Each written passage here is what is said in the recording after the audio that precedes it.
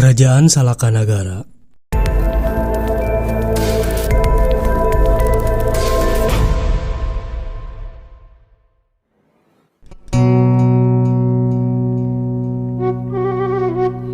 Kerajaan Salakanagara diyakini sebagai awal dari lahirnya kerajaan-kerajaan di Nusantara.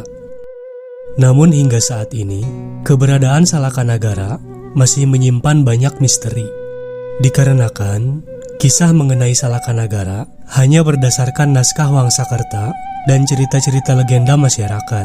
Meski baru-baru ini telah banyak ditemukan jejak keberadaannya. Namun, apabila kita mengamati lini masa sejarah dunia, lalu membandingkannya dengan kisah keberadaan Salakanagara, ternyata ada sebuah benang merah yang begitu menarik.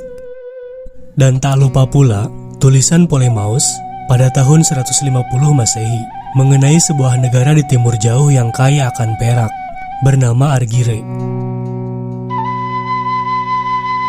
Analisa lini masa dimulai dari Roma pada sekitar tahun 70 Masehi.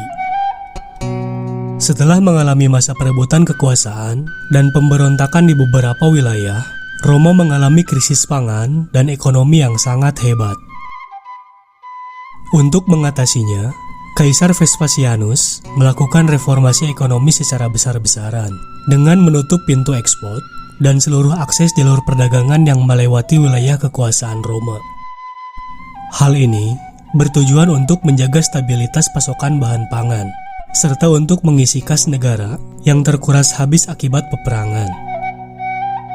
Kebijakan Kaisar Roma ini sangat mempengaruhi pasokan berbagai macam komoditas dunia, termasuk emas, perak, dan batu mulia. Dan kerajaan di Indialah yang paling terdampak efeknya. Maka, di akhir abad pertama, kerajaan dinasti Satawahana India mengirimkan duta-duta diplomatik dan ekspedisi ke arah timur untuk mencari daerah sumber pasokan baru, serta membuka beberapa jalur perdagangan tanpa melewati wilayah kekuasaan Roma. Pada era Hindu kuno, terdapat ketentuan yang melarang kerabat kerajaan dan kaum Brahmana untuk bepergian melalui jalur laut. Maka diyakini, rombongan ini hanya berisikan kaum bangsawan yang bukan dari keluarga raja, kaum satria, kaum pekerja, dan kaum pedagang di wilayah timur India. Rombongan duta ini menyebar ke berbagai wilayah di Nusantara. Untuk Pulau Jawa, mereka sampai di daerah Banten, suatu daerah yang subur, dipenuhi tanaman sejenis padi-padian, hingga mereka menyebut pulau ini Jawa Dwipa atau Pulau Jelai. Sistem perekonomian yang berlaku di Nusantara kala itu masih berbasis pertukaran barang, terutama hasil pertanian, hasil hutan, dan gerabah. Sistem penggunaan emas atau perak sebagai alat tukar belum dikenal. Maka dapat diasumsikan bahwa pada saat itu, masyarakat setempat belum mengenal logam mulia dan batuan permata.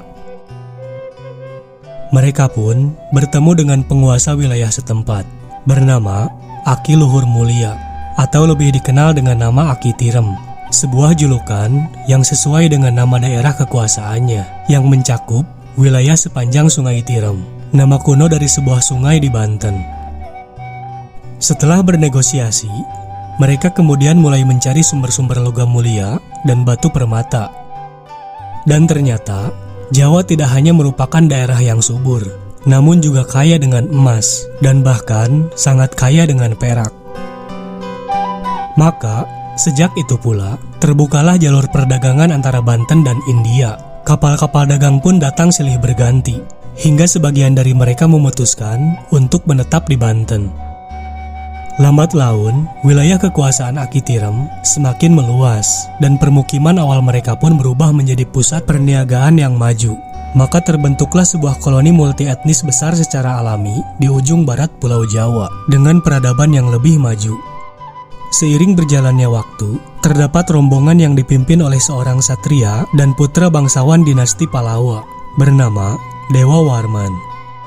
Ketika itu, dinasti Palawa belum berkuasa, melainkan masih menjadi bawahan kerajaan dinasti Satawahana, dan Dewa Warman bukan seorang Brahmana. Itulah sebabnya mengapa Dewa Warman diperbolehkan untuk mengarungi lautan dan menjadi pemimpin rombongan ekspedisi ini. Singkat cerita, Dewa Warman memutuskan untuk tinggal di Banten. Kemudian, menikahi putri tunggal Akitirem bernama Dewi Pohaci Larasati.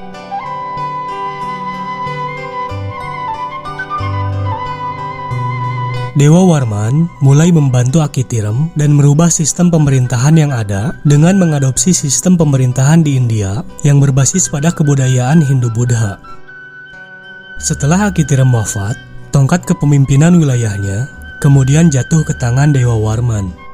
Dan pada tahun 130 Masehi, Dewa Warman mengukuhkan dirinya sebagai seorang raja penguasa dengan gelar Prabu Dharma Lokapala Dewa Warman Ajiraksa Gapura Sagara atau Dewa Warman pertama, dan istrinya diberi gelar Dewi Dwani Rahayu.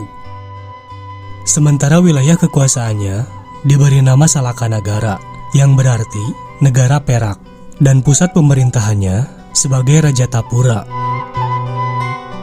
Semasa kepemimpinannya, Dewa Warman mengutus beberapa kerabat dekatnya untuk berekspansi ke beberapa wilayah, antara lain Ujung Kulon, Pulau Panaitan, dan Krakatau, di mana kemudian daerah-daerah ini memunculkan kerajaan-kerajaan Hindu-Buddha baru, termasuk kerajaan Sekalabrak di Lampung. Ketiadaan kaum Brahmana di Salakanagara ini juga mengakibatkan penyebaran agama tidak terjadi secara masif, dan tidak ditemukannya prasasti, candi, maupun peralatan ritual lain seperti arca dalam bentuk yang baik. Menurut kepercayaan Hindu-Buddha kuno, hanya kaum Brahmana sajalah yang memiliki otoritas mutlak untuk membaca kitab suci, menyebarkan agama, menulis peristiwa-peristiwa penting, dan mengawasi pembangunan peralatan ritual, termasuk candi. Jadi bisa dikatakan bahwa Salakanagara bukan merupakan sebuah kerajaan, namun lebih tepatnya jika dikatakan sebagai sebuah negara kesatuan. Ketika Salakanagara dipimpin oleh Dewa Warman VIII, ia mengutus salah seorang putranya bernama Aswawarman agar pergi ke daerah Kalimantan untuk mencari sumber pasokan emas dan batu permata. Lagi-lagi, hal ini tak terlepas dari kepercayaan Hindu-Buddha kuno yang mengisahkan Baruna Dwipa atau Pulau Kalimantan merupakan surga emas dan batu permata. Namun pulau ini dipercaya begitu angker dan berbahaya. Disinilah letak istana manusia setengah dewa bernama Baruna. Dia dipercaya memiliki jutaan tentara dari bangsa Kalakeya yang konon bersifat agresif, kejam, dan sakti. Itulah mengapa Dewa Warman VIII mengutus sang pangeran dan bukan seorang duta bangsawan biasa untuk pergi ke Kalimantan agar dapat menandingi Baruna.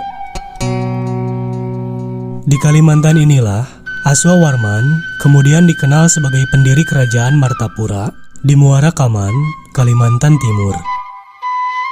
Dalam masa pemerintahannya, Salakanagara kedatangan seorang bangsawan sekaligus Brahmana besar dari dinasti Palawa bernama Maharsi Jayasingawarman.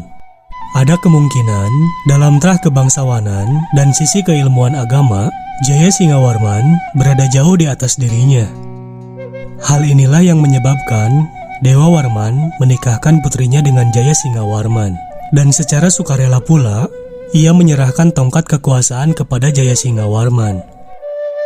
Namun setelah menikah, pasangan ini justru pergi meninggalkan Salakanagara dan membuat wilayah permukiman baru di sisi Sungai Tarum di daerah Jawa Barat. Setelah Dewa Warman VIII wafat pada tahun 362 Masehi, barulah Jayasingawarman mendeklarasikan berdirinya kerajaan Tarumanegara dan menjadikan Salakanagara sebagai negara bawahannya dengan melantik Dewa Warman IX sebagai raja kecil Salakanagara. Maka sejak itu pula berakhirlah sudah kejayaan Salakanagara. Meski berusia singkat, namun Salakanagara berperan penting atas kelahiran hampir seluruh kerajaan-kerajaan Hindu-Buddha di berbagai macam pulau hingga berabad-abad kemudian. Serta dari sini pula lah cikal bakal lahirnya tokoh-tokoh sejarah hebat yang tersebar di seluruh wilayah Nusantara.